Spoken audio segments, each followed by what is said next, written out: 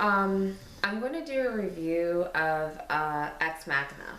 I just got home from seeing it with Eddie, and it's one of the best movies I've ever seen in my life. It's actually one of my favorite movies. Um, and I was really looking forward to it. I kept seeing the commercials, and I just said to Eddie, I'm like, that's it, we're seeing it Sunday, you know? So the basic plot, there is a company called Blue Book, which is obviously supposed to be Google. They're the number one search engine company, internet search engine company in the world.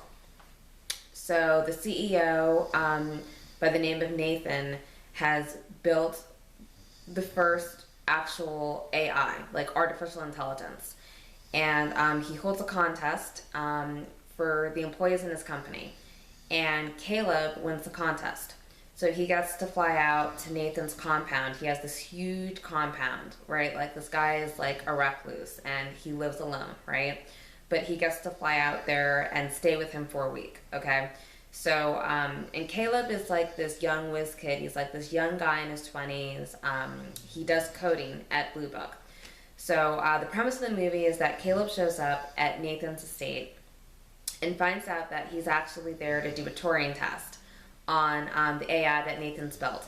So basically, he has to ask the AI a series of questions, and Turing test basically states that if you can't tell that the android's not a human, then it's basically passed the Turing test, and it can pass as human. So that's what Nathan's trying to get Caleb to figure out in the week that he's out there. The name of the AI is Ava, okay? And you can actually see her internal circuitry though. So it's not a secret that she's an AI. It's not. She's very humanoid in terms of her face and her facial expressions and her eyes, but you can see her blue wiring like in her stomach and her legs. And Caleb questions Nathan about that. He's like, well, if the whole point of this was for me to kind of, try to figure out if she's a robot or not, why make it so obvious that she's an android? Why not make her seem as humanoid as possible? And Nathan says something to the effect of, that's kind of a cliche type of superficial test. What he really wants to see is, okay, she's obviously an android, but does she still come off as human? Like, he thinks that's the more important test. So the movie starts out with Caleb having these sessions with Ava. There are these one-on-one sessions where he asks her different questions, where he's trying to figure out if she has self-awareness, if she kind of knows, like, human sayings, like break the ice. Does she exhibit, different feelings and emotions, etc. How she interacts, if it's natural, like if she would come off like a human being. So that's the setup of the movie, and it progressively gets darker and more sinister as it goes along. Clearly there's a lot that Nathan's not telling Caleb, which Ava basically tells Caleb straight up that Nathan is lying to him about things, and Caleb asks her about what, and she's like, he lies about everything. So I don't want to say everything that happens in the movie. I think this is a fantastic film that deserves to be seen. I hope it does well. If you love science fiction, it was very cerebral to me. It was very thought-provoking. Definitely go out and see it. I'm a fan of science fiction, movies and books. I love Philip K. Dick's Do Androids Dream of Electric Sheep? And this movie made me think of that book a lot. Also Isaac Asimov. Speaking of him, I'm sure you guys know of his 3 Laws of Robotics. He's a very famous science fiction author who wrote I, Robot, along with a lot of others, science fiction classics. The 3 laws are: a robot may not injure a human being or, through inaction, allow a human being to come to harm. A robot must obey the orders given it by human beings, except where such orders would conflict with the first law. A robot must protect its own existence as long as such protections does not conflict with the first or second law. There's gonna be spoilers in this because I want to talk about what I thought about the movie and some of the things the movie was trying to say, and kind of my own thoughts and feelings about AI. Obviously, if you watched the movie and you saw the ending, Nathan did not program Ava or Kyoko. And Kyoko was his maid, but also like his sex slave. Like he basically, Nathan was building a bunch of sex bots, basically, female AI. It's not fair to say sex bots. He was using them for sex, though. He was building female AIs, and progressively kept creating new units, all very sexy though. Some of them were black, some of them were Asian, some of them were white, blonde, whatever have you, right? And every time he got more advanced, he would discard of the former unit. And it was kind of this really creepy scene because all of them were kept in a closet. There's this crazy scene towards the end where there's an Asian robot, and he has her behind a glass case. And for all of the sessions that Ava has with Caleb, when he's doing the Turing test, trying to determine whether or not, like I said, she could pass as human, they have a glass case separating them. And it's kind of like a theme of the movie. I guess I'll touch on that a little bit later. But it's this crazy scene where she goes, "When are you going to let me out?" Like, she says something like that. This is the Asian robot to Nathan. And he goes, "We're really going to do this again?" Right? And they're separated by the glass wall. And then she screams at the top of her lungs, "When are you going to let me out?" And then she climbs up the glass wall and starts beating against it, and like her arms, her robotic arms shred, like they look humanoid though, right? Like she has human skin and everything, but you can see the wiring, and like she shreds her arms up to the elbows. Like, it's a really creepy scene, and he's basically just standing there like he doesn't care. So he's imprisoning these female AIs. A big part of the movie, and I saw that IMDb, a lot of people were not getting it, and what do I expect? It's IMDb, right? Even for a movie that's as intelligent as this one. The whole premise of the film is that Nathan wants to develop a true sentient being, okay? Actual superior artificial intelligence, where the AI is self-aware, self-deterministic. So it's not just a machine. You know, you can get into, did Ava really feel emotions? Was it all just a manipulation of Caleb to get out? Which I think it was pretty clear it was, right? I mean, she leaves him to basically die a horrible death of starvation. Because you really don't know when people would have gone looking for him. Or for Nathan, right? Because Nathan's been killed by the end of the film.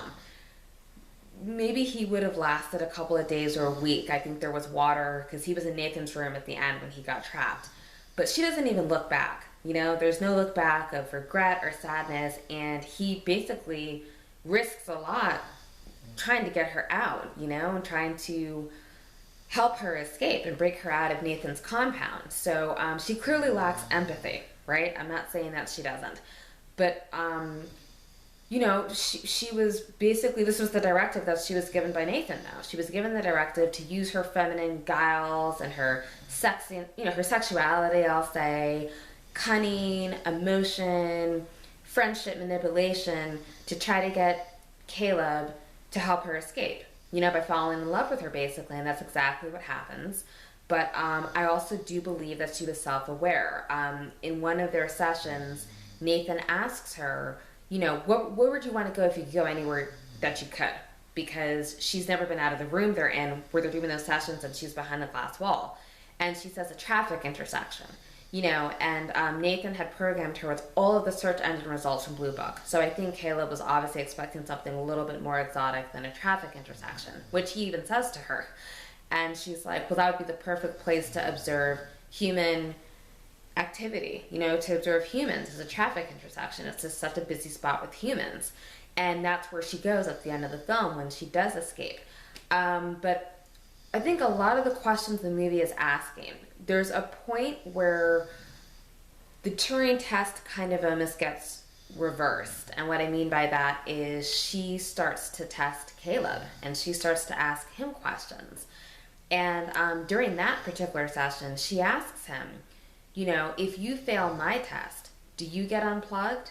And Caleb says, you know, no, it doesn't work like that. And then Ava says, then why do I have to get unplugged? You know, like, why does my memory get wiped? You know, why does my hard drive get erased if Nathan comes up with a better version of me? You know, like, why is that fair?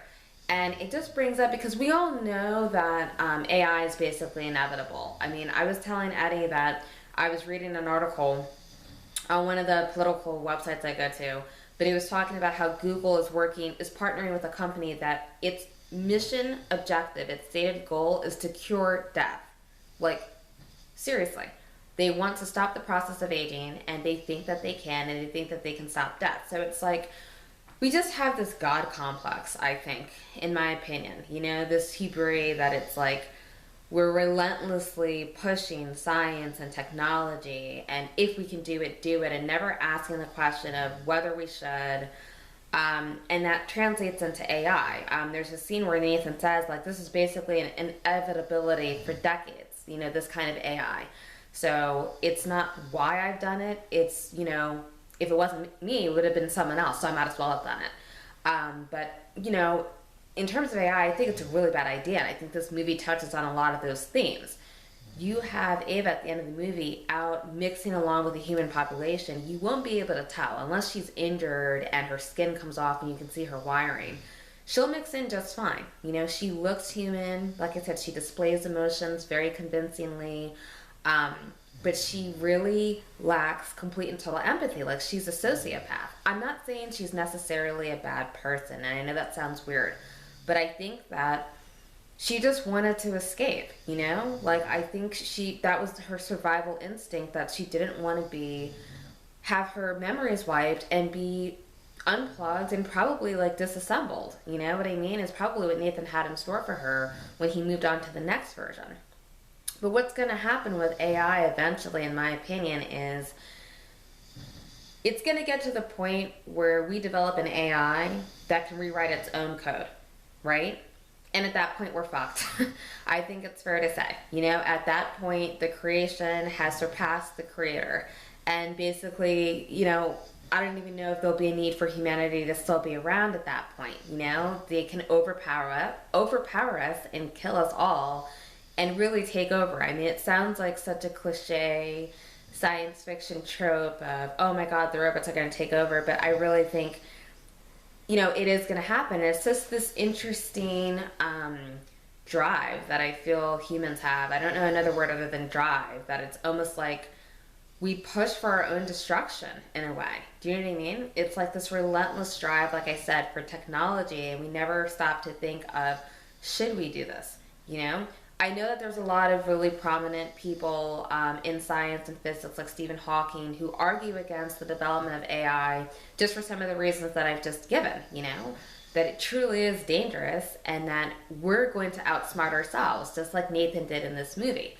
So yeah, I thought the movie brought up a lot of interesting points. And to also go back to what Ava said about, well, why should I be unplugged? You know, at what point does AI basically, you know, at what point do they stop just being a creation? Do they stop just being property, right? Like if Ava gets discovered when she's out in the free world, she's the property of Blue Book, right? Like she is, right? So she'd probably be returned to the company. I know Nathan's been killed, obviously, at this point. But at what point, if a machine, if an AI has consciousness, is self-aware, displays true emotions, do we need to afford it the same rights that human beings have? That we would need to codify it into our legal system? You know, at what point would the AI stop just being an experiment where they could sit up and say, I don't want to be experimented on anymore? Do you know what I mean? It kind of opens up all these interesting, kind of fascinating questions. And I absolutely love the movie. I thought it was very tense, very suspenseful, very, very tense. It was dark. It had a sinister edge to it, definitely. Sorry, I'm like jumping. My refrigerator just made a noise. I'm like paranoid, honestly, from seeing the movie. It had a very claustrophobic feel. So I'm definitely still feeling the paranoia. I just got home from it about an hour and a half ago. So those are my thoughts on the film. Those are my thoughts on AI. I'd be interested to hear what you guys thought about Ex Machina, if you've seen it, or if you're planning on seeing it. Or if you haven't seen it and you watch this, you know, what are your general thoughts on AI? So let me know what you think. I'll see you in the next video. Bye!